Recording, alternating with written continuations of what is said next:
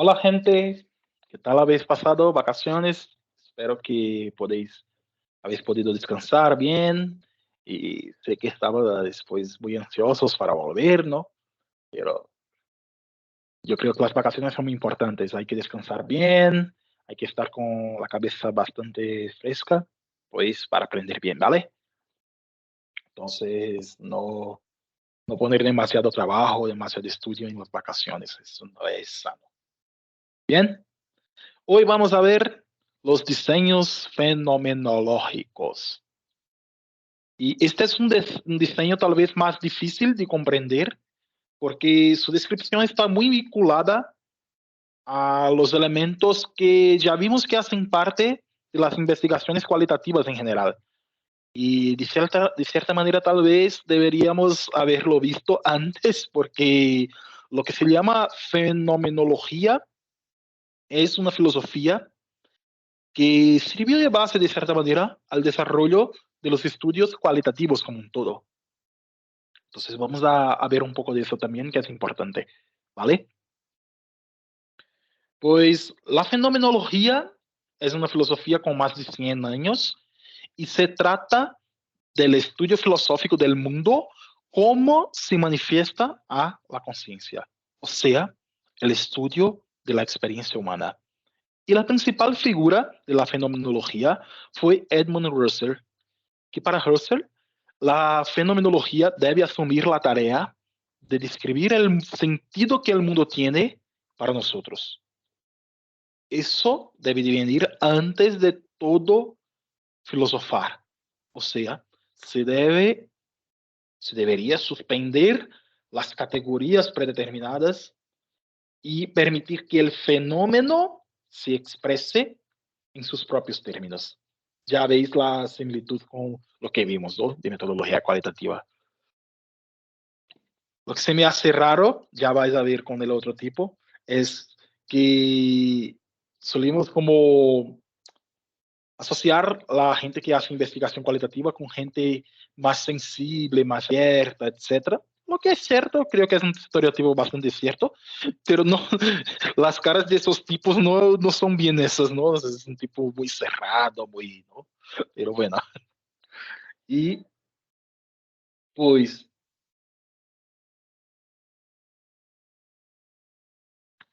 por ejemplo, un ejemplo de lo que quiere decir, no sé si quedó muy claro.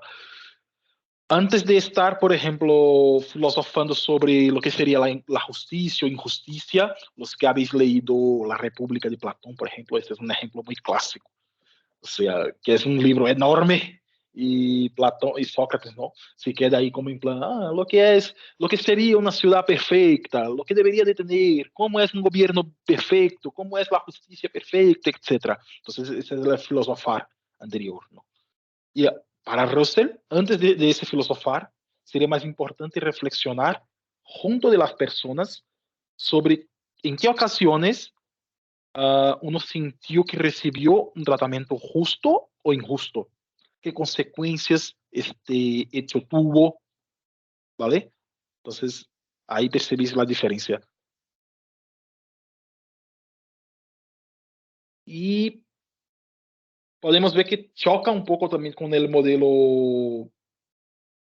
Creo que había una, déjame ver si está correcto.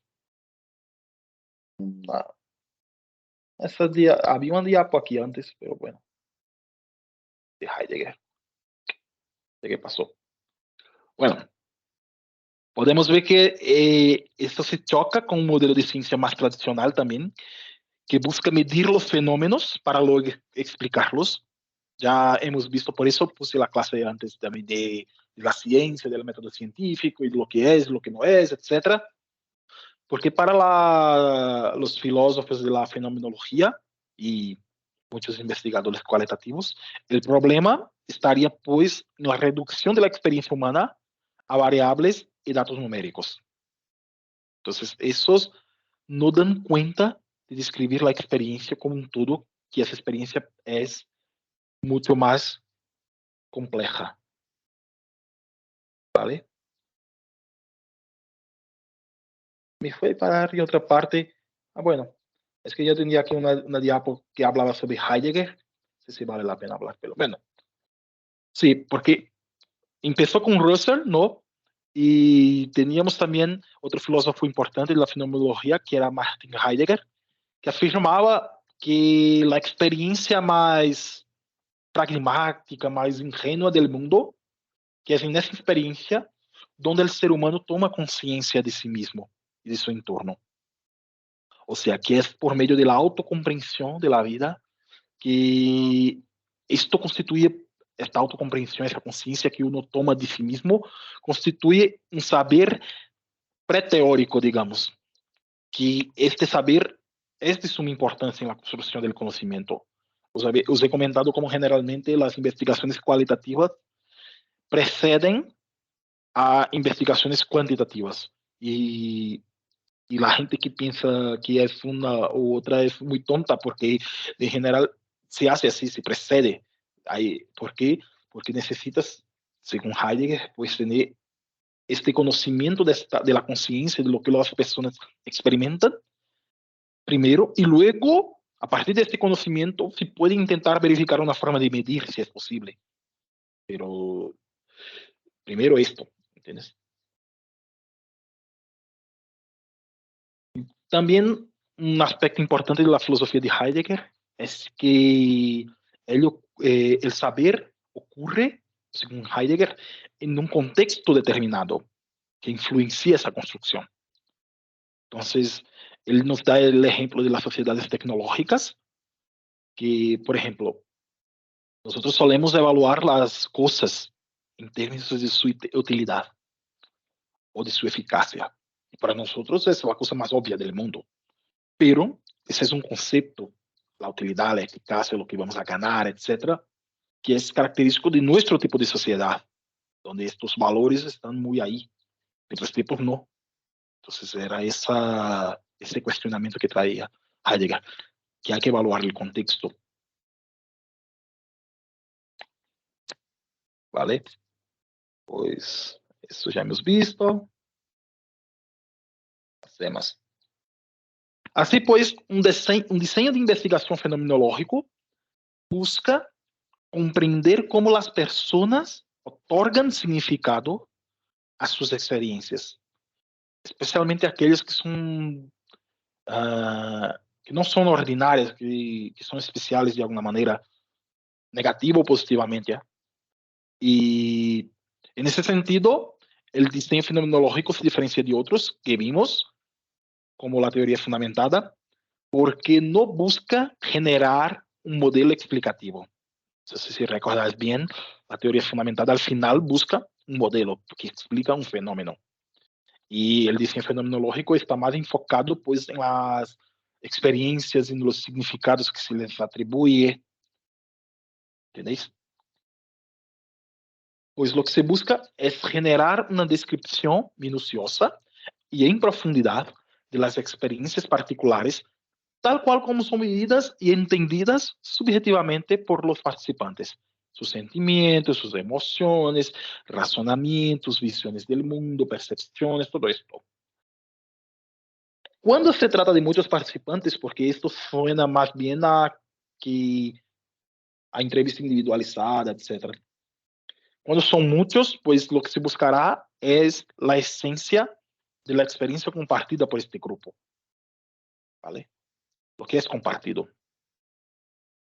Descubrir los elementos en común de tal vivencia. Claro que puedes escribirlos en oposición a los elementos que son particulares de cada individuo, pero lo que se buscará en general es hacer esa descripción de lo que es común. Para hay que tener en cuenta que la subjetividad se encuentra en el mundo interno de las personas y no se puede acceder a ella de forma directa.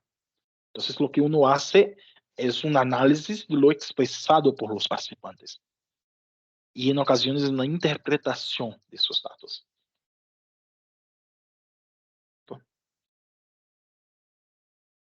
¿Vale? Pues en una investigación fenomenológica, más que en cualquier otra, el participante, el participante es considerado un experto en su propia experiencia. En general, para que se pueda acceder a lo más profundo de las personas, se debe optar por métodos más individualizados y poco estructurados. Lo más común es realizar entrevistas individuales, semi-estructuradas, individuales para que se permita a los participantes profundizar en los temas sin interrupciones, sin juicios de otros, y semi-estructuradas para permitir una mayor libertad de profundizar en algunos temas que parezcan como importantes. Y también es importante tener atención al orden en que conectas las preguntas, porque muchas investigaciones fenomenológicas son sobre temas bastante pesados, de violencia, de abusos, de enfermedad, de muerte, y en ese sentido cobra importancia tener sensibilidad a la hora de abordar dichos temas. Pues en general, pues se opta por iniciar la entrevista por temas de menor exigencia y relevancia emocional, y poco a poco, pues ir adentrando a las experiencias en cuestión.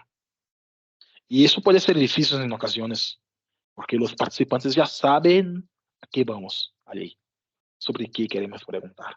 Y puede que algunos participantes, pues, pueden estar súper ansiosos por contar su experiencia, aunque sean súper negativas. Y pueden enfadarse que estemos haciendo demasiados rodeos también. Entonces, es tener sensibilidad para percibir cuando se da un caso, cuando se da otro.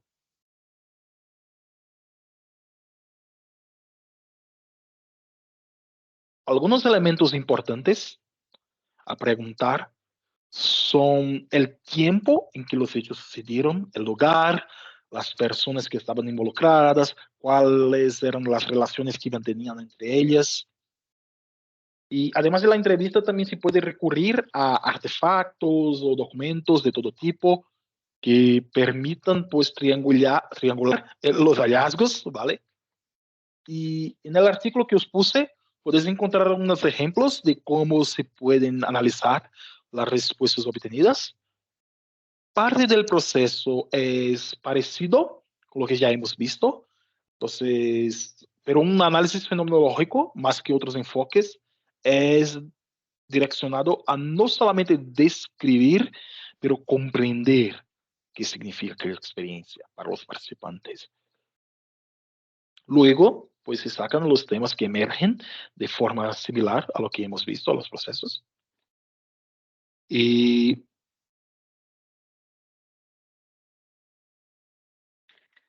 aquí ya, pues se saca de forma semejante a lo que hemos visto. Es diferente de la teoría fundamentada, por ejemplo, en que los resultados serán presentados de forma más narrativa en los diseños fenomenológicos, ¿vale? O sea, que no basta con sacar una tabla con los temas más frecuentes, importantes, sino que hay que contar una historia. Es más parecido con el diseño narrativo. Hay que contar una historia que nos permita comprender en profundidad cómo se vive, cómo se siente, qué se piensa sobre una determinada experiencia.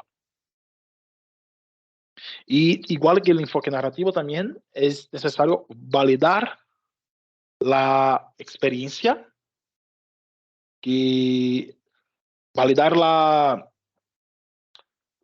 narrativa que hemos encontrado para asegurarnos que hemos comprendido los significados atribuidos por los participantes. ¿Vale?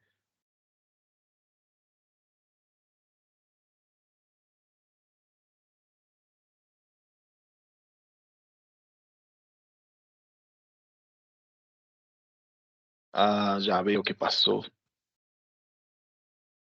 Yo puse las diapositivas aquí, una versión que no estaba completada, pero yo completé. A ver si consigo encontrar fácil dónde está las diapositivas, porque yo voy con los diseños narrativos, que ha sido la última, y de ahí, pues, voy a modificando para los fenomenológicos. Y yo le había terminado, pero no sé por qué parece que no se grabó. Mal. Bueno, no logra abrir rápido. Pues nada, no fueron tantas cosas que no se salvaron.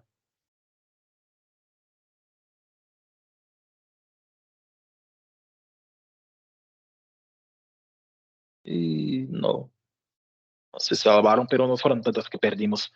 La mayor parte estaba ahí. Pues continuamos así. Ya. Eran una o dos diapositivas que al final no estaban. Por eso me pareció raro. Esa era de la otra clase ya. Pues nada, pues seguimos.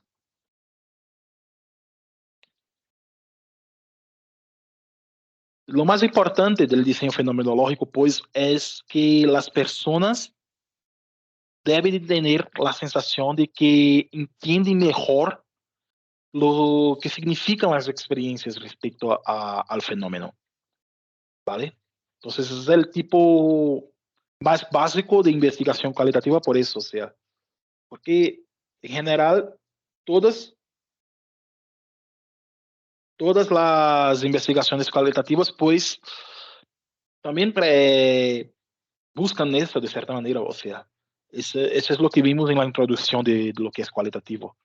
Pero lo que vamos a tener aquí de diferente es en realidad los otros diseños que vimos, o sea, que por ejemplo la teoría fundamentada va a tener aquel esquema, aquel modelo explicativo, la narrativa va a ser como solamente enfocarse en la cronología, la etnografía, como vimos, tienen ciertos grupos específicos que demandan pues un tipo de investigación bastante específica, ¿vale? Y vamos a ver en la clase siguiente la investigación-acción, que también tiene un tipo de investigación, de actuación, tal vez sea la palabra, bastante específica y un tipo de público también, ¿vale?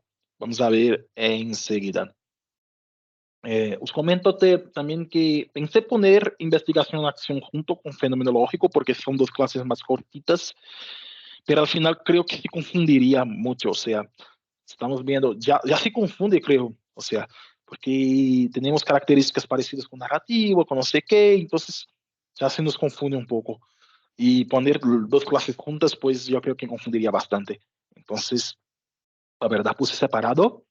El problema que vamos a tener con esto es que yo quería darles algunos contenidos que creo que son importantes y que no están debidamente puestos en ese libro, pero no tendremos, o sea, entonces no tenemos tiempo. Entonces, aquí son análisis de contenido, análisis de discurso y los programas informáticos, las investigaciones cualitativas que se hacen con programas informáticos, especialmente Evoque, Alceste, Iramotec, son programas que igual vais a oír hablar, son muy comunes. Entonces, lo que voy a hacer es de aquí al final del semestre, os pongo material no obligatorio, digamos, o sea, como cierre, ¿no? Os pongo ahí alguno material para que sepáis que eso existe, que es importante y lo que queréis profundizar, pues podéis. Y luego, los que vais a hacer como maestría en investigación social, por ejemplo, aquí, y que tal vez vaya a dar clases yo también ahí, pues ahí sí se puede profundizar más esos temas, ¿vale? Pero que sepáis que son importantes, que se hace bastante, que existen y os voy a buscar material pues para que tengáis si necesitáis, ¿vale? Pues venga, saludo y disfrutar del fin de semana y nos vemos, cualquier cosa, estoy en el chat, ¿vale? Pues venga.